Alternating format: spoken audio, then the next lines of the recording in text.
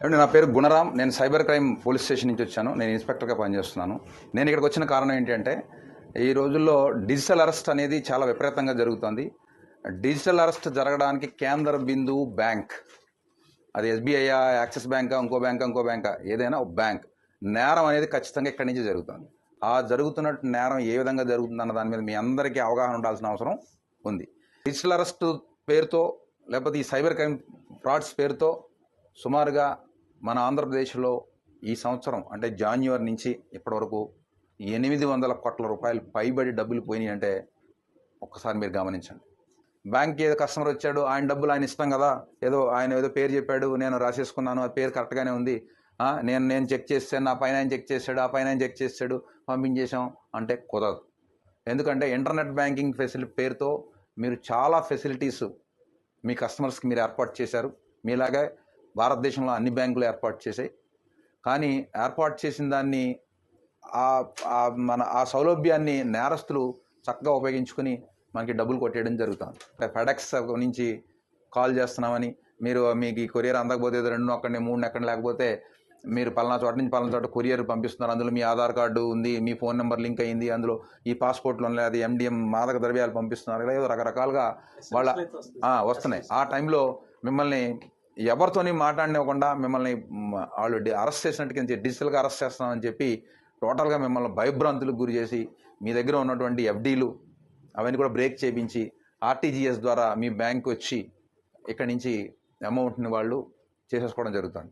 ఈ ప్రాసెస్ అంతా ఎలా జరుగుతుంది? మేము అన్ని కేసుల్ని పరిశీలించిన తర్వాత మేము టోటల్గా CP గారు, మా టీం అంతా కూడా మేము ఒక క్వశ్చనేర్ తయారు చేయడం జరిగింది. ఇది క్వశ్చనేర్.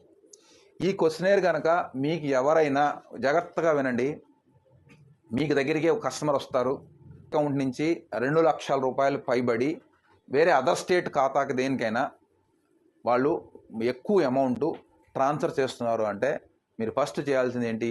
అలా ఎందుకు డబ్బు ట్రాన్స్ఫర్ చేస్తున్నారు, కారణం ఏంటి? వాళ్ళు ఏదో చిన్న పొడి వాళ్ళు భయంలో ఉంటారు. అది మీరు గమనించాలి. అతన్ని గమనించాలి. అతని మొహం కవళికలు ఎలా ఉన్నాయి, ఫోన్లో మాట్లాడుతున్నాడా, ఏం చేస్తున్నాడు, ఏంటి, ఫోన్ అవసరం ఫోన్ కట్టేమని చెప్పాలా, కట్టనండి, లేదు నాకు ఏదో అంటాడు అంటే మీరు వెంటనే పట్టుకోవాలి, ఏదో జరుగుతుంది, ఇది మీరు అడ్డంగా అవసరమైతే గొడవ పెట్టుకోండి, ఏం పర్వాలేదు, మాకు ఫోన్ చేయండి, మేము వస్తాం.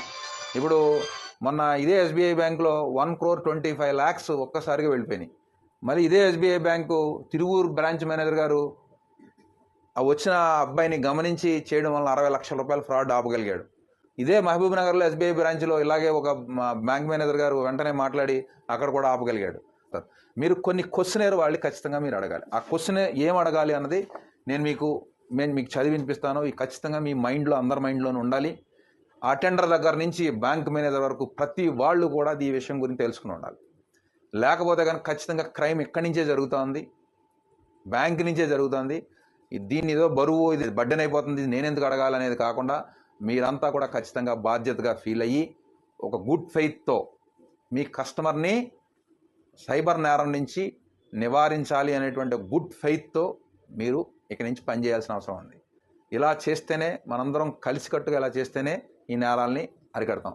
దీని గ్రావిటీ ఎంత ఉంది అంటే, లాస్ట్కి మన దేశ ప్రధానమంత్రి గారు మన్ కీ బాత్ కార్యక్రమంలో డిజిటల్ అరెస్ట్ గురించి చెప్పేటువంటి పరిస్థితి వచ్చింది అంటే ఈ నేరం తాలూకా తీవ్రత ఏ విధంగా ఉందో మీరంతా గమనించాలి.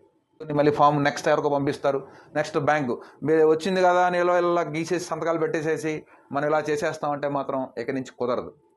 తేడా వచ్చిందంటే మీరు కూడా కేసుల్లో ఇరుక్కుంటారు.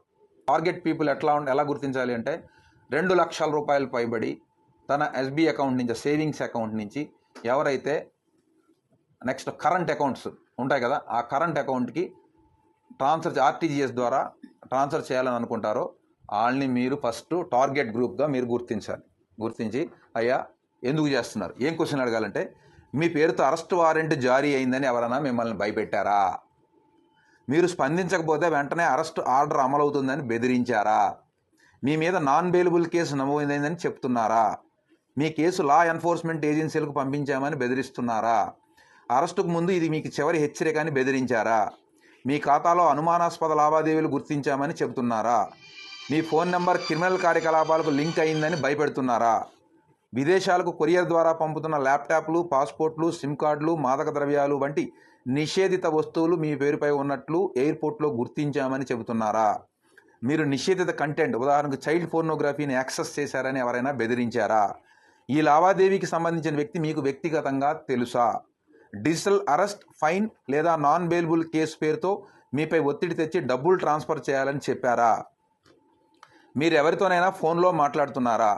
సిబిఐ, కస్టమ్స్, ఈడీ లేదా పోలీస్ అని చెప్పి మీకు వీడియో కాల్ చేసి చూపించి భయపెట్టారా? లింక్ లేదా ఈమెయిల్ ద్వారా డబ్బులు పంపాల్సిందిగా ఒత్తిడి తెస్తున్నారా? మీ బ్యాంకుల్లో ఉన్న ఫిక్స్డ్ డిపాజిట్లు రద్దు చేసి డబ్బులు పంపమని భయపెడుతున్నారా?